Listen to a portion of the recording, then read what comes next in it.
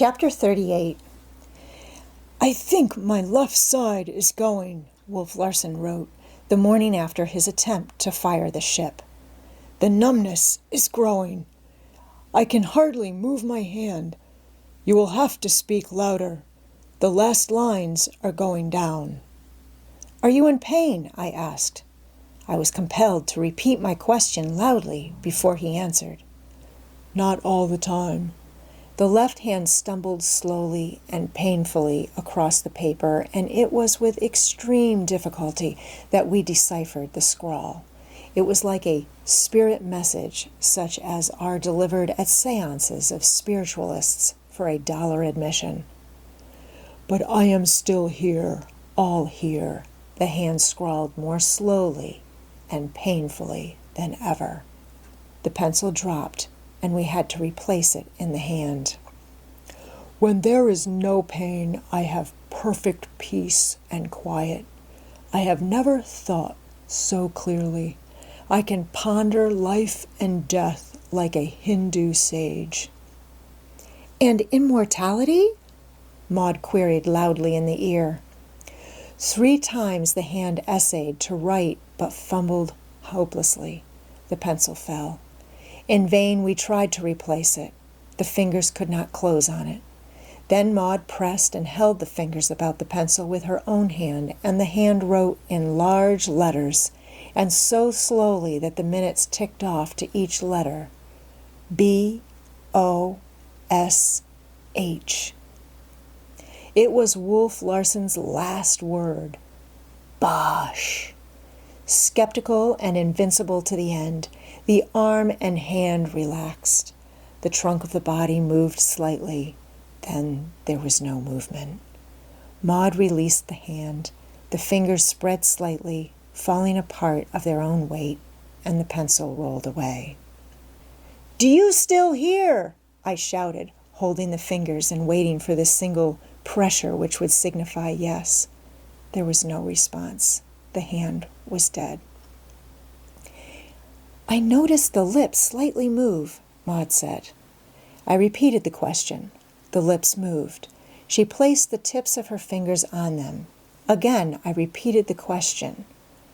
"Yes," Maud announced. We looked at each other expectantly. "What good is it?" I asked. "What can we say now?" "Oh, ask him," she hesitated. "Ask him something that requires no for an answer," I suggested. "Then we will know for certainty." "Are you hungry?" she cried. The lips moved under her fingers, and she answered, "Yes." "Will you have some beef?" was her next query. "No," she announced. "Beef tea?" "Yes, he will have some beef tea," she said quietly, looking up at me. "Until his hearing goes, we shall be able to communicate with him, and after that—" She looked at me queerly. I saw her lips trembling and the tears swimming up in her eyes. She swayed toward me, and I caught her in my arms. "Oh, Humphrey," she sobbed, "when will it all end? I am so tired, so tired." She buried her head on my shoulder, her frail form shaken with a storm of weeping. She was like a feather in my arms, so slender, so ethereal. She has broken down at last, I thought. What can I do without her help? But I soothed and comforted her till she pulled herself bravely together and recuperated mentally as quickly as she was wont to do physically. "I ought to be ashamed of myself," she said, then added with a whimsical smile I adored, "but I am only one small woman." That phrase, the one small woman, startled me like an electric shock. It was my own phrase, my pet, secret phrase, my love phrase for her. "Where did you get that phrase?" I demanded with an abruptness that in turn startled her. "What phrase?" she asked. "One small woman." "Is it yours?" she asked. "Yes," I answered. "Mine. I made it."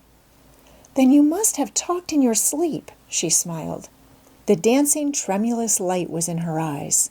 Mine, I knew, were speaking beyond the will of my speech. I leaned toward her. Without volition, I leaned toward her as a tree is swayed by the wind.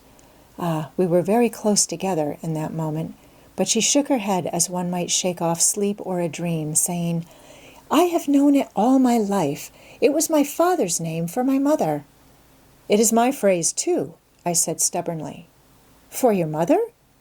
"No," I answered, and she questioned no further, though I could have sworn her eyes retained for some time a mocking, teasing expression. With the foremast in, the work now went on apace. Almost before I knew it, and without one serious hitch, I had the mainmast stepped. A derrick boom rigged to the foremast had accomplished this, and several days more found all stays and shrouds in place, and everything set up taut. Topsails would be a nuisance and a danger for a crew of 2, so I heaved the topmasts on deck and lashed them fast. Several more days were consumed in finishing the sails and putting them on. There were only 3, the jib, foresail, and mainsail, and patched, shortened, and distorted, they were a ridiculously ill-fitting suit for so trim a craft as the Ghost. "But they'll work!" Maud cried jubilantly. "We'll make them work, and trust our lives to them." Certainly, among my many new trades, I shone least as a sailmaker. I could sail them better than make them, and I had no doubt of my power to bring the schooner to some northern port of Japan. In fact, I had crammed navigation from textbooks aboard, and besides, there was Wolf Larson's star scale, so simple a device that a child could work it. As for its inventor, beyond an increasing deafness and the movement of the lips growing fainter and fainter, there had been little change in his condition for a week. But on the day we finished bending the schooner's sails, he heard his last, and the last movement of his lips died away. But not before I had asked him, "Are you all there?" And the lips had answered, "Yes." The last line was down. Somewhere within that tomb of the flesh still dwelt the soul of the man. Walled by the living clay, that fierce intelligence we had known burned on, but it burned on in silence and darkness, and it was disembodied. To that intelligence there could be no objective knowledge of a body. It knew no body. The very world was not. It knew only itself and the vastness and profundity of the quiet and the dark.